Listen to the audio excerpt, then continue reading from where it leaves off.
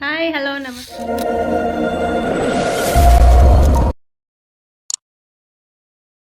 Welcome back to my channel. ಎಲ್ಲರೂ ಹೆಂಗದಿರಿ? ಎಲ್ಲರೂ ಆರಾಮದಿರಿ ಅಂತ ಅಂದ್ಕೊಳ್ತೀನಿ. ನಾನು ಕೂಡ ಸೂಪರ್ ಆಗಿದ್ದೀನಿ. ಬನ್ನಿ ಇವತ್ತಿನ ಬ್ಲಾಗ್ನ ಸ್ಟಾರ್ಟ್ ಮಾಡೋಣ.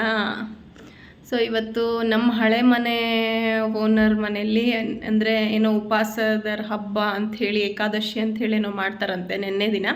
ಸೊ ನಿನ್ನೆ ದಿನ ಎಲ್ಲ ಉಪವಾಸ ಇದ್ದು ಇವತ್ತು ನಮ್ಮ ಲೇಔಟಲ್ಲಿರೋ ಎಲ್ಲರಿಗೂ ಸಹ ಅವ್ರ ಮನೇಲಿ ಊಟಕ್ಕೆ ಕರೆದಿರ್ತಾರೆ. ಸೊ ಹಾಗಾಗಿ ವರ್ಷ ಹಿಂಗೆ ಕರೀತಾರೆ. ಹಾಗಾಗಿ ಇವತ್ತಿನ ದಿನ ಹೊಂಟೇನ್ರಿ. ಸೊ ಈ ಲೇಔಟ್ನವ್ರು ಹೋಗ್ತೀವಿ. ಹಾಗಾಗಿ ಈಗ ಹೊಂಟೇನು ನೋಡ್ರಿ, ಬರ್ರಿ ಹೋಗೋಣ. ಸೊ ಅವ್ರ ಮನೆಗೆ ಅಂದರೆ ಇನ್ನೊಂದು 3 ಜನ 4 ಜನ ಲೇಔಟ್ನವ್ರು ಹಿಂಗೆ ಒಬ್ಬೊಬ್ಬರನ್ನ ಕರ್ಕೊಂಡು ಹೋಗೋದು. ಸೊ ಹೋದ್ವಿ ಅವ್ರ ಮನೆಗೆ ಹೋಗಿ ಒಂದು ಸ್ವಲ್ಪ ಹೊತ್ತು ಕುತ್ಕೊಂಡು ಮಾತಾಡಿ ದೇವ್ರಿಗೆಲ್ಲ ಕೈ ಮುಗ್ದು ಅದಾದಮೇಲೆ ಎಲ್ಲರೂ ಸೇರಿ ಊಟ ಮಾಡಿದ್ವಿ ನೋಡ್ರಿ. ನಾವು ಹಳೆಯ ಮನೆ ಅಂತ ತೋರಿಸ್ತಾ ಇದ್ದೆ ನಿಮಗೆ. ಈ ಮನೆಗೆ ಬರೋದಕ್ಕಿಂತ ಹಿಂದಿನ ಮನೆ ಓನರ್ ಇವರು. ಅದು ಏನು ಆ ಮನೆ ಓನರ್ ಅಂತ ಹೇಳಿದರೆ ಮನೆ ಓನರ್ ಹೊಸ ಮನೆಗೆ ಬಂದ್ರೂ ಹಳೆ ಮನೆ ಓನರ್ ಅದು ಬಿಡೋಕ್ಕೆ ಮನಸ್ಸೇ ಆಗಂಗಿಲ್ಲ. ಇವರೇ ಆಂಟಿ, ಅವ್ರ ಮಗಳು. ಸೊ ಇವ್ರ ಮನೇಲಿ ಊಟಕ್ಕೆ ಕರೆದಿದ್ರು. ಸೊ ಹಾಗಾಗಿ ಹೋಗಿ ಮಸ್ತಾಗಿ ಪಲಾವು ಪಚಡಿ ಏನೇನು ಹಾಕಿದ್ರು ಸರಿಯಾಗಿ ಊಟ ಗೀಟ ಮುಗಿಸ್ಕೊಂಡು ಬಂದೆ. ನಮ್ಮ ತರಕಾರಿ ಹಣ್ಣು ಆ ಥರ ಹಣ್ಣು ತೊಗೊಬಂದಿದ್ದ. ನೇರ್ಲೆ ಹಣ್ಣು ಸುಮಾರು ದಿನ ಆಗಿತ್ತು ನೇರ್ಲೆ ಹಣ್ಣು ತಿಂದು. ಮತ್ತು ಡ್ರ್ಯಾಗನ್ನು, ಚಿಕ್ಕು ಹಣ್ಣು. ಆ ಸೀಸನ್ ಹಣ್ಣು ತಿಂದ್ಬಿಡ್ಬೇಕು ರಾಜುಗೆ, ಅದಕ್ಕೆ ನೇರ್ಲೆ ಹಣ್ಣು ತೊಗೊಬಂದೆ. ಸೊ ಸ್ವಲ್ಪ ಏನಂದರೆ ಈ ಕೋಲ್ಡ್ ಒಂದು ಇರೋದಕ್ಕೂ ಅದಕ್ಕೂ ನೇರ್ಲೆ ಹಣ್ಣು ತಿಂದರೆ ಒಂದು ಸ್ವಲ್ಪ ಬ್ಯಾಲೆನ್ಸ್ ಮಾಡ್ಬೋದಲ್ಲ, ಅದಕ್ಕೆ ನೇರ್ಲೆ ಹಣ್ಣು ಡ್ರ್ಯಾಗನ್ನು ತೊಗೊಂಡೆ. ಆ ಸೀಸನ್ ಒಳಗೆ ಆ ಹಣ್ಣು ತಿಂತಾ ಇರಬೇಕು, ಮತ್ತು ಬೇರೆ ಸೀಸನ್ ಒಳಗೆ ಸಿಗೋದೂ ಇರಲ್ಲ. ಹಾಗಾಗಿ ನೇರ್ಲೆ ಹಣ್ಣು ಸೀಸನ್ ಈಗ. ಹಿಂದೆಲ್ಲ ಮಾವಿನ ಹಣ್ಣಿನ ಸೀಸನ್ ಆಯ್ತು. ಮಾವಿನ ಹಣ್ಣು ಅಂತೂ ಬೆಜ್ಜಾನ್ ತಿಂದು ಮುಗಿಸ್ಬಿಟ್ವಿ ನಾವಂತ್ರ. ಈಗೂ ಇದೆ ಮಾವಿನ ಹಣ್ಣು, ಬಟ್ ಅಷ್ಟು ಮಾವಿನ ಹಣ್ಣು ಈಗ ತಿನ್ನೋಕೆ ಮನಸ್ಸಾಗಂಗಿಲ್ಲ. ಮತ್ತು ಇನ್ನೊಂದು ಏನಂದರೆ ಹಲಸಿನ ಹಣ್ಣು. ಈ ಸಲ ಹಲಸಿನ ಹಣ್ಣನ್ನೇ ನಾನು ಜಾಸ್ತಿ ತಿನ್ನಲೇ ಇಲ್ಲ. ಆ್ಯಕ್ಚುಲಿ ದೊಡ್ಡ ಹಲಸಿನ ಹಣ್ಣು ತಗೊಂಬಂದ್ಬಿಡ್ತಿದ್ವಿ, ಬಟ್ ತಿನ್ನೋದು ಇಬ್ಬರಿಗೆ ಅದು ಜಾಸ್ತಿ ಅಂತ ಅನಿಸ್ಬಿಡ್ತೈತಿ. ಹಾಗಾಗಿ ಈ ಸಲ ತರಕ್ಕೆ ಹೋಗಲಿಲ್ಲ ಹಲಸಿನ ಹಣ್ಣು. ಒಂದೆರಡು ಸಲ ಈಗ 50 ಗ್ರಾಮು 100 ಗ್ರಾಮು ಹಂಗೆ ತಗೊಂಡು ಹಲಸಿನ ಹಣ್ಣು ತಿಂದುಬಿಟ್ಟಿದ್ದೆ. ನಂಗೆ ಹಲಸಿನ ಹಣ್ಣು ಅಂದ್ರೆ ಭಾಳ ಇಷ್ಟ. ಈ ಸಲ ಹಲಸಿನ ಹಣ್ಣು ಜಾಸ್ತಿ ತಿನ್ನೋಕ್ಕಾಗಿಲ್ಲ. ನೇರ್ಲೆ ಹಣ್ಣು ಡ್ರ್ಯಾಗನ್ನು ಒಂದು ತೊಗೊಬಂದೀನಿ. ಸೊ ಹಂಗಾಗಿ ಈಗ ನೇರ್ಲೆ ಹಣ್ಣಿನ ಸೀಸನ್ನು ಚೆನ್ನಾಗಿ ನೇರ್ಲೆ ಹಣ್ಣು ತಿಂದುಬಿಡೋಣ. ಆ ಸೀಸನ್ ಬಂದಾಗ ಆ ಹಣ್ಣುಗಳನ್ನು ತಿಂದುಬಿಡ್ರಿ. ಮತ್ತು ಬೇರೆ ಸೀಸನಲ್ಲಿ ತಿಂದ್ರೆ ಅದು ನಮ್ಮ ಬಾಡಿಗೆ ಅದು ಅಡ್ಜಸ್ಟ್ ಆಗೋದೇ ಇಲ್ಲ. ಸೊ ಹಂಗಾಗಿ ಯಾವ ಸೀಸನ್ ಬರ್ತಾವೋ ಹಣ್ಣುಗಳು ಆ ಹಣ್ಣು ತಿಂದು ಸ್ವಲ್ಪ ಗಟ್ಟಿಯಾಗಿದ್ಬಿಡೋಣ ಅಂತ ಹೇಳಿ. ಸೊ ಹಾಗೆ ಅವ್ರ ಮನೆಯಿಂದ ಊಟ ಮುಗಿಸ್ಕೊಬರೋ ಮುಂದೆ ಇಲ್ಲೇ ಕೆಳಗೆ ತರಕಾರಿ ಹಣ್ಣು ಬಂದ. ಸೊ ಹಣ್ಣು ತಗೊಂಡೆ. ಸೊ ಈಗ ಮನೆಗೆ ಬಂದೆ ನೋಡಿರಿ.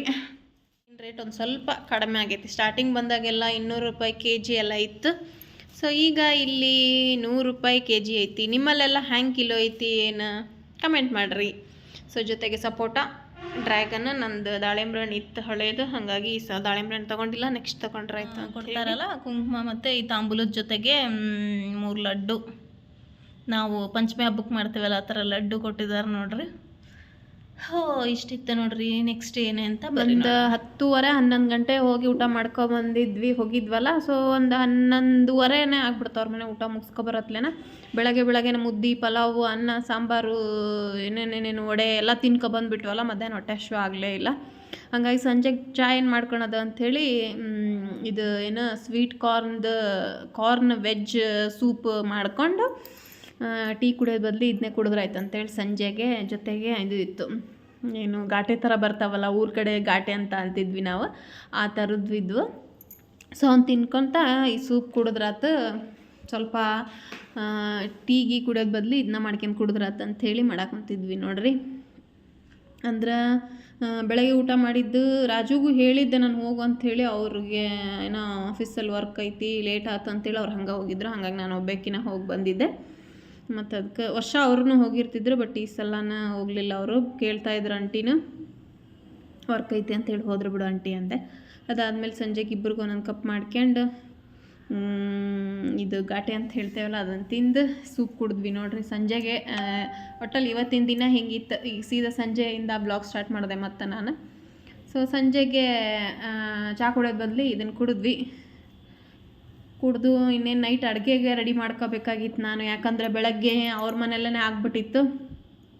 ಹಾಗಾಗಿ ಬೆಳಗ್ಗಿಂದನೂ ಅವ್ರ ಮನೇಲಿ ಆಗ್ಬಿಟ್ಟಿತ್ತು. ಮನೇಲೇನೋ ಅಡುಗೆನೇ ಮಾಡಿರಲಿಲ್ಲ. ಹಂಗಾಗಿ ಇವಳು ನಮ್ಮ ಊರಿಗೆ ಹೋಗಿದ್ಲು ಅಂಥೇಳಿ ಊರನ್ನ ಮೆಣಸಿನ್ಕಾಯಿ, ಬೆಳ್ಳುಳ್ಳಿ ಏನೇನೋ ಚಟ್ನಿ ಎಲ್ಲ ಕೊಟ್ಟು ಕಳ್ಸಿದ್ಲು ನಮ್ಮವ್ವ. ಹಾಗಾಗಿ ಊರಾನ್ ಮೆಣ್ಸಿನ್ಕಾಯಿ ಬಂದರೆ ಹೇಳಿದ್ನಲ್ಲ ನಾನು, ಊರಾನ್ ಮೆಣ್ಸಿನ್ಕಾಯಿ ಇದ್ದರೆ ಮೆಣ್ಸಿನ್ಕಾಯಿ ಯೂಸ್ ಮಾಡ್ತೀನಿ ಅಂಥೇಳಿ.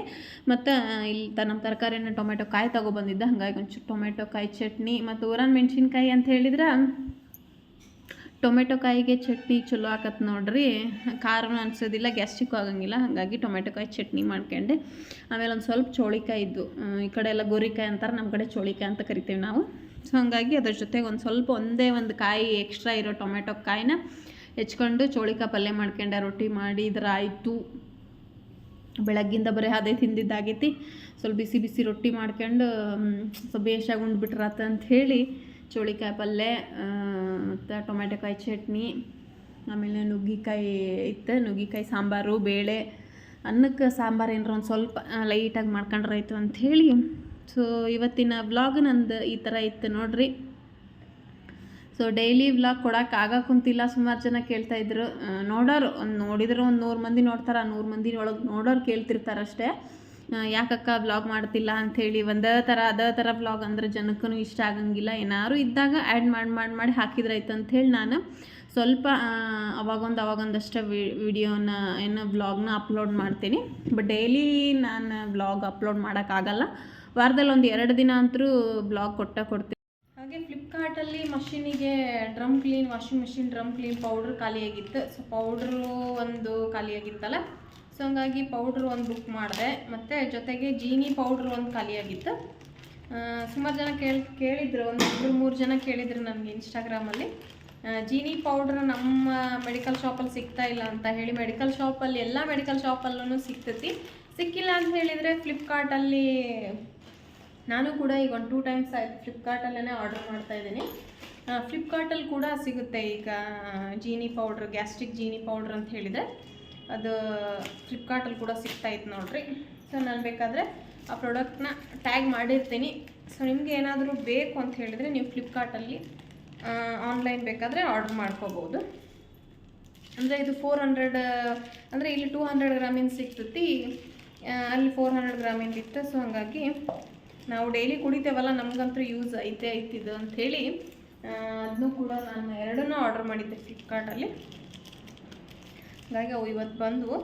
ಸೊ ಯಾಕೆ ಅಂದರೆ ಒಂದಿಷ್ಟು ಜನ ಕೇಳಿದ್ರಲ್ಲ ಅಂಥೇಳಿ ಇದು ಆ್ಯಕ್ಚುಲಿ ಫ್ಲಿಪ್ಕಾರ್ಟ್ದೆ ನೋಡಿ, ಫ್ಲಿಪ್ಕಾರ್ಟಲ್ಲೇ ಆರ್ಡರ್ ಮಾಡಿದ್ದೆ. ಸೊ ಫ್ಲಿಪ್ಕಾರ್ಟಲ್ಲೂ ಕೂಡ ಬರುತ್ತೆ, ಏನು ಪ್ರಾಬ್ಲಮ್ ಇಲ್ಲ. ಸೊ ಆರ್ಡರ್ ಮಾಡಿರಿ ಅಂತ ಹೇಳೋಕ್ಕೋಸ್ಕರ ನಾನು ಈ ಪ್ಯಾಕಿಂಗ್ ಕೂಡ ನನ್ನ ವಿಡಿಯೋ ಮಾಡಿ ನಿಮ್ಮ ಜೊತೆ ನಾನು ಶೇರ್ ಮಾಡ್ಕೊತಾ ಇದ್ದೀನಿ. Same product Jeeni same product ಇರ್ತೈತಿ, ಏನು ಕಲ್ಪೆ ಅಂತ ಏನು ಇರೋಂಗಿಲ್ಲ. ಈ ಮೆಡಿಕಲ್ ಶಾಪಲ್ಲಿ ಏನು ಸಿಗ್ತೈತಿ ಅದೇ ಪ್ರಾಡಕ್ಟೇ ಫ್ಲಿಪ್ಕಾರ್ಟಲ್ಲಿ ಕೂಡ ಇರುತ್ತೆ. ತುಂಬ ಚೆನ್ನಾಗೈತೆ, ದೊಡ್ಡದಾಗಿನ ಒಂದು 400 ಗ್ರಾಮಿಂದ ತರಿಸ್ಕೊಬಿಟ್ಟೆ. 400 ಅನ್ಸುತ್ತಿದ್ದು ಮೇ ಬಿ, 400 ಗ್ರಾಮಿಂದಿದ್ದು. ನಾವು ಯಾವಾಗಲೂ 200 ಗ್ರಾಮಿಂದ ತರಿಸ್ತಿದ್ವಿ. ಸೊ ಇದು 400 ಗ್ರಾಮ್ದು. ಸೊ ಹಂಗಾಗಿ ಅದನ್ನ ಆರ್ಡರ್ ಮಾಡಿದ್ದೆ, ಅದು ಕೂಡ ಬಂತು. ಇನ್ನು ನಾ ಯಾವಾಗ್ಲೂ ವಾಷಿಂಗ್ ಮಷಿನ್ ನಮ್ಮದು ಸರ್ವಿಸಿಗೆ ಬಂದಾಗ ಅವರ ಬಂದು IFBದು ಪೌಡ್ರ್ ಕೊಟ್ಟು ಹೋಗಿರ್ತಿದ್ರೆ. ನಮ್ದಂತೂ ಸ್ಯಾಮ್ಸಂಗ್ ಐತಿ, ಸ್ಯಾಮ್ಸಂಗಿಗೆ ಯಾವ ಪೌಡ್ರೂ ಇಲ್ಲ. ಹಾಗಾಗಿ ನಾವು ಯಾವಾಗಲೂ IFBದ ಯೂಸ್ ಮಾಡ್ತಿದ್ದಿದ್ದು. ನಾನು ಒಂದು ಟೈಮ್ ನಿಮ್ಗೆ ವಿಡಿಯೋ ಮಾಡಿ ತೋರಿಸಿದ್ದೆ. ಸೊ ಅವಾಗ ಕೇಳಿದ್ರಿ ಎಲ್ಲಿ ಸಿಗುತ್ತಿದ್ದು ಅಂಥೇಳಿ. ಸರ್ವಿಸಿಗೆ ಬಂದರೆ ಸರ್ವಿಸಿಗೆ ಬಂದವರಾದರೂ ಕೊಡ್ತಾರೆ, ಇಲ್ಲ ಅಂತ ಹೇಳಿದರೆ ಫ್ಲಿಪ್ಕಾರ್ಟಲ್ಲಿ ಕೂಡ ಐತಿ. ನಾನು ಫಸ್ಟ್ ಟೈಮ್ ಇದನ್ನ ಫ್ಲಿಪ್ಕಾರ್ಟಲ್ಲಿ ಬುಕ್ ಮಾಡಿದ್ದು. ಒಂದು 2 ಅಷ್ಟೇ ಮಾಡ್ಕೊಂಡು ನೋಡೋಣ ಹೆಂಗೆ ಏನು ಅಂಥೇಳಿ, ಯಾವ ಥರ ಬರುತ್ತೆ ಅಂತ ಒಂದು 2 ಅಷ್ಟೇ ನಾನು ಕೂಡ ಬುಕ್ ಮಾಡಿದ್ದೆ ನೋಡಿರಿ. ಸೊ ಬಂದೈತಿ. ಈಗ ನಾನು ಕೂಡ ಡ್ರಮ್ ಕ್ಲೀನಿಗೆ ಹಾಕಬೇಕು, ಡ್ರಮ್ ಕ್ಲೀನ್ ಬಂದಿತ್ತು ಆ್ಯಕ್ಚುಲಿ, ಹಾಗಾಗಿ ಬುಕ್ ಮಾಡಿದ್ದೆ. ಸೊ ಇವತ್ತು ಬಂತು, ಅದನ್ನು ಕೂಡ ನಿಮ್ಮ ಜೊತೆ ಶೇರ್ ಮಾಡ್ಕೊತಾ ಇದ್ದೀನಿ. ಇವೆರಡು ಪ್ರಾಡಕ್ಟ್ನ ನಾನು ಇಲ್ಲಿ ಡಿಸ್ಕ್ರಿಪ್ಷನ್ನಲ್ಲಿ ಲಿಂಕ್ ಹಾಕಿರ್ತೀನಿ, ಮತ್ತು ಆ ಪ್ರಾಡಕ್ಟ್ ಲಿಂಕು ಕೂಡ ನಾನು ಟ್ಯಾಗ್ ಮಾಡಿರ್ತೀನಿ. ಸೊ ನಿಮ್ಗೆ ಏನಾದರೂ ಬೇಕು ಅಂತ ಹೇಳಿದರೆ ಫ್ಲಿಪ್ಕಾರ್ಟಲ್ಲಿ ಹೋಗಿ ಇವತ್ತು ತರಿಸಿದ್ನಲ್ಲ ಅದನ್ನು, ಹಾಗಾಗಿ ಅದನ್ನು ಒಂಚೂರು ಬ್ಲಾಗಲ್ಲಿ ತೊಗೊಂಡ್ರಾಯ್ತು ಅಂಥೇಳಿ ಅದನ್ನು ಕೂಡ ಬ್ಲಾಗಲ್ಲಿ ತೊಗೊಂಡೆ ನೋಡಿರಿ. ಸೊ ಈಗ ಡ್ರಮ್ ಕ್ಲೀನ್ ಮಾಡೋದು ಅಂದರೆ ಎವ್ರಿ 3 ಮಂತ್ಸಿಗೊಮ್ಮೆ ಇಲ್ಲ 4 ಮಂತ್ಸಿಗೊಮ್ಮೆ ಬರ್ತೈತಿ. ಬಟ್ಟೆ ಲೋಡ್ ಮೇಲೆ ಹೋಗ್ತೈತಿ. ಲೋಡ್ ನಾನು ಜಾಸ್ತಿ ಹಾಕಿದಷ್ಟು ಕಡಿಮೆಗೆ ಲೋಡ್ ಜಾಸ್ತಿ ಹಾಕಿದೆ ಅಂತ ಹೇಳಿದ್ರೆ ಬೇಗನೆ ಬಂದುಬಿಡ್ತೈತಿ. ಒಂದು 2.5 ಇಲ್ಲ 3 ಮಂತ್ಸ್ ಒಳಗಡೆ ಬರ್ತೈತಿ. ನಾನು ಲೋಡ್ ಜಾಸ್ತಿ ಹಾಕಲಿಲ್ಲ ಅಂದರೆ 4 ಮಂತ್ಸಿಗೊಮ್ಮೆ ಡ್ರಮ್ ಕ್ಲೀನ್ ಅಂಥೇಳಿ ಬಂದುಬಿಡ್ತೈತಿ. ಹಳೆ ಮಷಿನ್ಗಳಿಗೆಲ್ಲ ಡ್ರಮ್ ಕ್ಲೀನ್ ಏನು ಬರೋಂಗಿಲ್ಲ ಅಂತ ಅನ್ಕೊತೇನೆ ನಾನು, ಬೇರೆ ಮಷಿನ್ಗಳಿಗೆ. ಬಟ್ ನಮ್ಮದು LG ಮಷಿನ್ನಿಗೆ ನಾನು ಹಿಂದೊಂದು ಸಲ ಬ್ಲಾಗಲ್ಲಿ ಹಾಕಿದಾಗಲೇ ಹೇಳಿದ್ದೆ, ಈ ಥರ ಬರ್ತೈತಿ. ಆವಾಗ ಡ್ರಮ್ ಕ್ಲೀನ್ ಪೌಡ್ರ್ ಹಾಕಿ ಅದನ್ನು ಅಲ್ಲಿಗೆ ಸೆಟ್ ಮಾಡಿ ಡ್ರಮ್ ಕ್ಲೀನಿಗೆ ಕೊಡ್ಬೇಕು ನಾವು ಅಂಥೇಳಿ. ಸೊ ಒಂದಿಷ್ಟು ಜನ ಅವಾಗೂ ತೋರಿಸಿದ್ದೆ, ಬಟ್ ಈಗೂ ಒಂದಿಷ್ಟು ಜನ ಹಂಗೆ ಕೇಳಿದರು, ಅವ್ರಿಗೆ ಸಿಕ್ಕಿರಲಿಲ್ಲ ಹಾಗೆ ಹೀಗೆ ಅಂತ ಹೇಳ್ತಾಯಿದ್ರು. ನಾನು ಆವಾಗಲೇ ಹೇಳಿದ್ದೆ ಆನ್ಲೈನಲ್ಲಿ ಸಿಗ್ತೈತಿ ಇದು ಅಂಥೇಳಿ. ನಾನು ತರಿಸಿರಲಿಲ್ಲ, ಫಸ್ಟ್ ಟೈಮ್ ನಾನು ಆನ್ಲೈನಲ್ಲಿ ತರಿಸಿದ್ದೆ. ಹಾಗಾಗಿ ಇದನ್ನು ನಿಮ್ಮ ಜೊತೆ ನಾನು ಶೇರ್ ಮಾಡ್ಕೊತಾ ಇದ್ದೀನಿ ನೋಡಿರಿ. ಸೊ ಏನು ಆ ಪ್ರಾಡಕ್ಟ್ನ ನಾನು ಟ್ಯಾಗ್ ಮಾಡಿರ್ತೀನಿ. ಸೊ ನಿಮಗೆ ಏನಾದ್ರು ಬೇಕು ಅಂತ ಹೇಳಿದರೆ ನೀವು ಕೂಡ ಹೋಗಿ ಫ್ಲಿಪ್ಕಾರ್ಟಲ್ಲಿ ಇಲ್ಲ ಅಮೆಝಾನಲ್ಲಿ ಸಿಗುತ್ತೆ ಇದು.